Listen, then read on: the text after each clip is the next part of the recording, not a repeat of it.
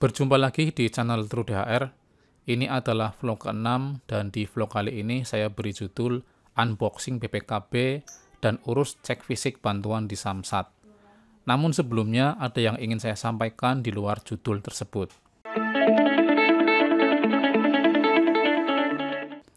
Sekitar seminggu yang lalu saya sempat membuat jajak pendapat yang isinya apakah saya perlu menanggapi live YouTube penjual tanggal 9 Mei 2020 yang menyebut nama saya dalam videonya. Dari jajak pendapat tersebut memperoleh total suara 150 suara dengan 84% mengatakan perlu dan 16% mengatakan tidak perlu.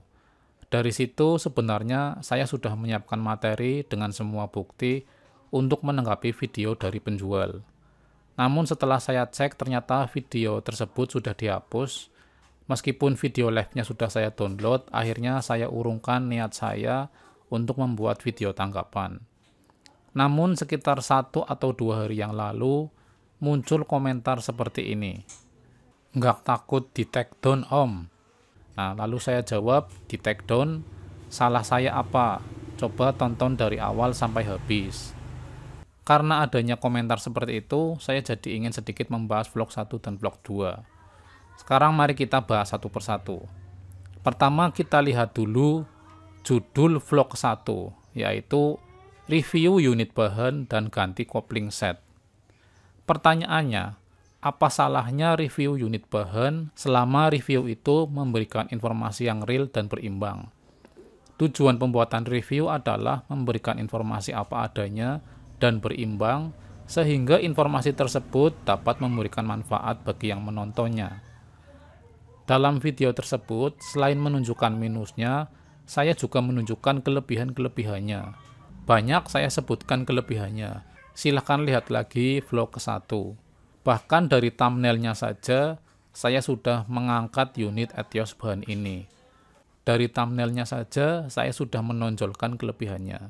Bodi busuk, tapi interior celing, tenaga jos. Perhatikan kata tapi yang saya gunakan dalam video tersebut.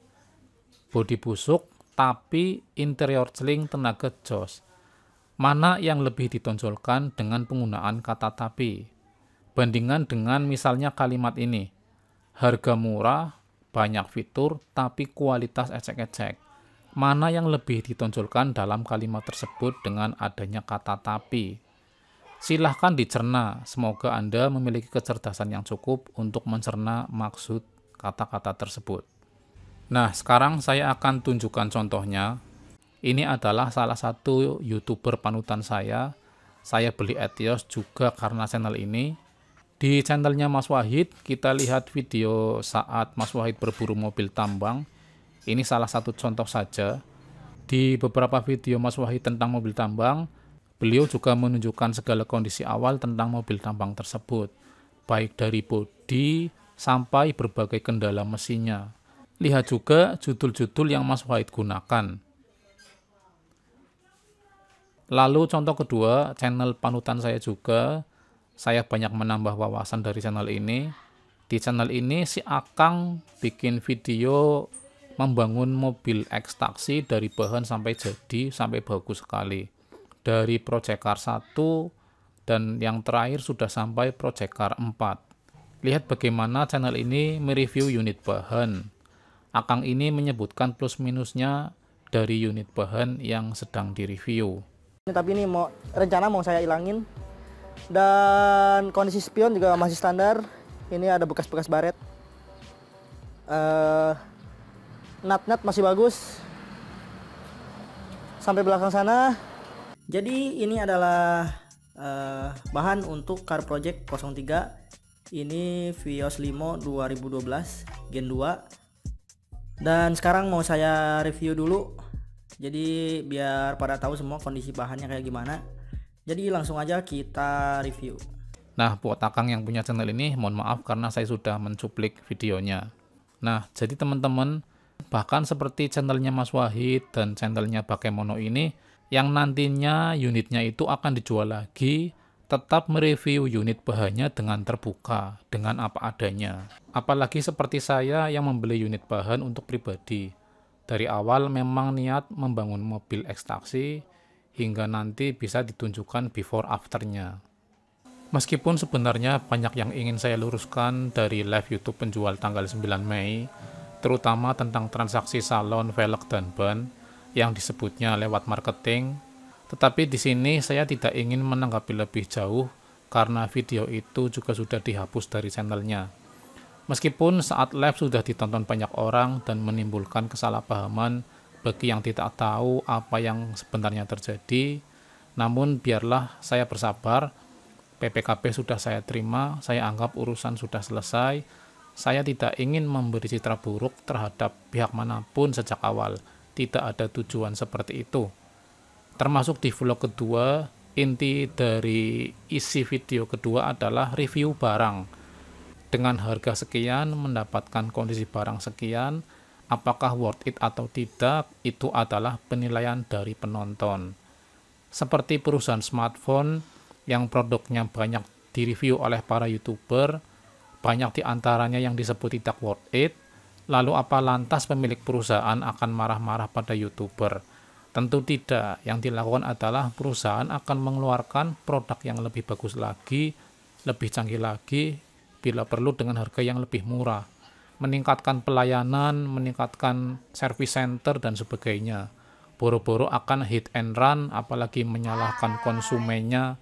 Tentu tidak, apalagi menyalahkan pesaingnya karena si pesaingnya itu punya produk yang lebih bagus, juga tentu tidak. Nah, dengan ini saya mengucapkan terima kasih untuk BPKB-nya dan mohon maaf untuk kesalahpahamannya. Semoga video saya ini tidak ditangkapi lagi sehingga tidak ada permasalahan selanjutnya. Untuk BPKB-nya sendiri, ini saya terima kalau tidak salah hari Senin tanggal 11 Mei, itu jam 7 pagi ada kurir Tiki pagi-pagi jam 7 mengantarkan paket ya. Dan setelah itu langsung saya buka. Saya terbiasa memvideokan saat saya unboxing barang, termasuk segelnya saya tunjukkan bahwa masih tersegel, belum saya buka. Tujuannya untuk jaga-jaga barangkali ada kerusakan barang atau ada kekurangan item. Jadi suatu saat untuk proses komplain itu saya mempunyai bukti dengan video. Nah, ini adalah BPKB-nya. Isinya seperti ini adalah BPKB-nya. Di dalamnya itu yang pertama ini saya buka adalah surat pelepasan hak ya. Nah, ini fakturnya ya, jadi BPKB-nya ada fakturnya. Ini adalah surat pelepasan hak. Nah, ini terbuka, ini surat pelepasan hak ya, Aditya Amarta Ciusi. Ini unit saya, nomor platnya, tahunnya, nomor rangka, dan nomor mesinnya, ada materai dan stempel. Nah, ini di depan BPKB ada nomor plat dan tulisan DK Reset. Seperti ini BPKB saya. Nah, ini ada stiker, ada tulisan DK Reset ya di sini di BPKB-nya. Nah, kemudian untuk kwitansinya ini ternyata saya mendapatkan kwitansi kosong, bentuknya seperti ini ya. Nah, untuk kwitansinya seperti ini kwitansi kosong, ini dari perusahaan, ada stempel perusahaannya ya, ada informasi unitnya, tahunnya, warnanya, kemudian itu ada nomor rangka dan lain sebagainya ya. Seperti ini, telah terima dari sejumlah berapa, ada nomor rangka dan nomor mesin. Ini walaupun kosong, itu akan tetap kita perlukan saat proses cabut berkas, tapi kita perlu membuat satu kwitansi lagi, satu kwitansi jual beli yang bermaterai. Nanti akan dibuatkan oleh biro jasanya jika kita melalui biro jasa. Nah, ini kwitansi kosong ini nanti kita akan isikan angkanya, dan satu lembar lagi kita bikin kwitansi yang bermaterai jika diperlukan. Nah, ini adalah surat pelepasan haknya ya, Jakarta 9 Maret itu untuk pelepasan haknya. Nah, ini seperti ini untuk yang saya dapatkan. Jadi saya dapatnya BPKB, kemudian di dalam BPKB masih ada fakturnya, kemudian saya dapat surat pelepasan hak dan kwitansi kosong. Untuk STNK hilang. Kemudian untuk KIR ya, saya ditanyakan KIR oleh pihak biro jasanya, itu saya bilang KIR tidak ada. BPKB saya terima tanggal 11, tetapi baru saya mulai urus tanggal 15 karena di rentang waktu itu saya cari informasi tentang biro jasa. Pertama saya hubungi langganan saya di kota saya, tetapi sepertinya kurang menyanggupi. Akhirnya saya cari informasi lain dan dapat dari sebuah sumber ya. Cuma di sini tidak bisa saya sebutkan dahulu karena ini saya belum selesai. Saya tidak bisa sebutkan siapa dan harganya karena takutnya diikuti namun nantinya terjadi hal-hal yang di luar ekspektasi. Jadi di sini saya belum bisa informasikan terlebih dahulu. Dan video ini adalah saya sudah berada di Samsat Kabupaten Tegal. Ini saya sedang proses mau cek fisik bantuan. Jadi karena sekarang unitnya ada di Kabupaten Tegal, sedangkan saya akan urus ke Jakarta untuk cabut berkasnya. Yang pertama saya lakukan cek fisik bantuan di Samsat setempat, yaitu di Samsat Kabupaten Tegal. Ini saya langsung ke Samsat, kemudian bilang mau cek fisik bantuan. Nah, nanti kita ketemu sama orang atau pihak yang biasa membantu cek fisik ya. Ini mungkin bisa disebut freelance atau apa, karena kita bisa memberi jasa seikhlasnya untuk bantuannya. Tadi sudah selesai cek fisik untuk nomor rangka, dan ini mau cek fisik untuk nomor mesin ya. Jadi bapaknya itu membawa selembar kertas dan kertas untuk digesek ya, yang warna kuning untuk digesek di nomor rangka dan digesek di nomor mesin.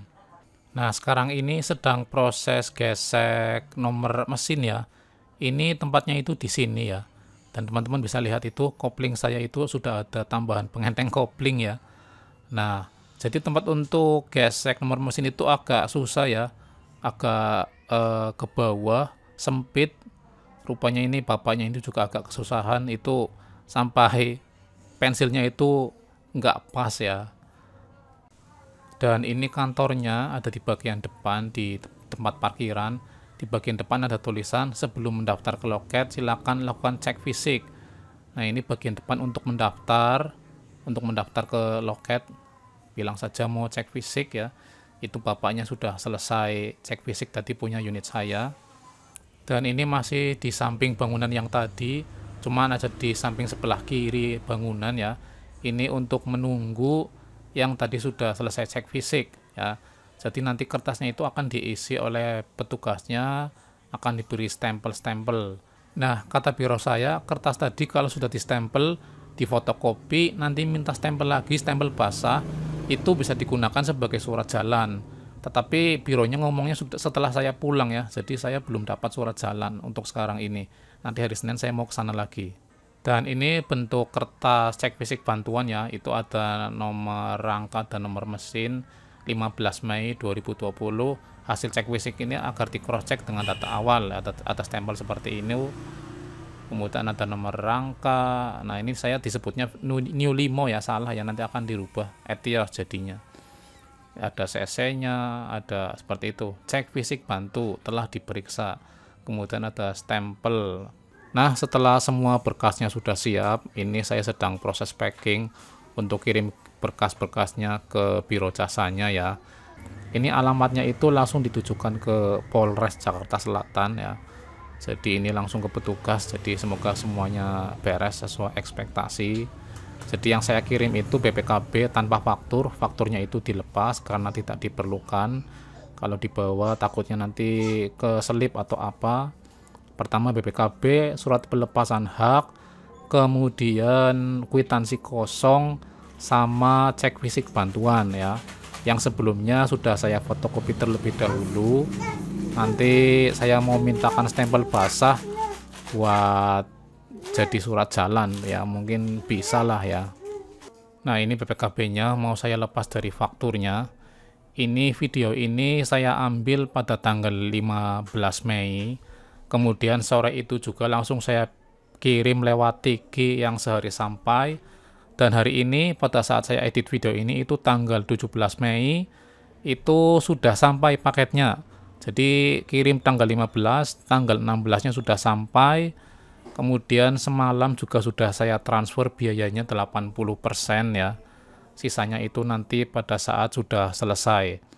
Jadi untuk tanggal 17 Mei ini berkas-berkas saya sudah ada di sana dan biayanya sudah saya transfer 80%.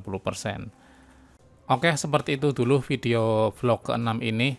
Semoga ada informasi yang bermanfaat yang bisa diambil oleh teman-teman. Kemudian mengenai sedikit tanggapan tadi di awal, semoga tidak menimbulkan kesalahpahaman di kemudian hari. Intinya saya hanya ingin meluruskan saja apa yang sebenarnya terjadi. Saya tidak punya maksud negatif kepada pihak manapun. Saya hanya konsumen biasa yang kebetulan saya juga bermain YouTube. Jadi proses saya membangun Etios Ekstasi ini saya dokumentasikan, saya upload untuk berbagi informasi kepada teman-teman yang membutuhkan, kepada teman-teman klub Etios, dan terbukti video saya dilihat lebih dari 4.500. Itu artinya banyak yang membutuhkan informasi tentang Etios. Oke, seperti itu dulu video kali ini. Buat yang belum subscribe, silahkan dibantu tekan tombol subscribe dan nyalakan loncengnya. Bila suka silahkan tekan tombol like, jika bermanfaat silahkan di-share. Terima kasih sudah menonton, sampai jumpa di video selanjutnya.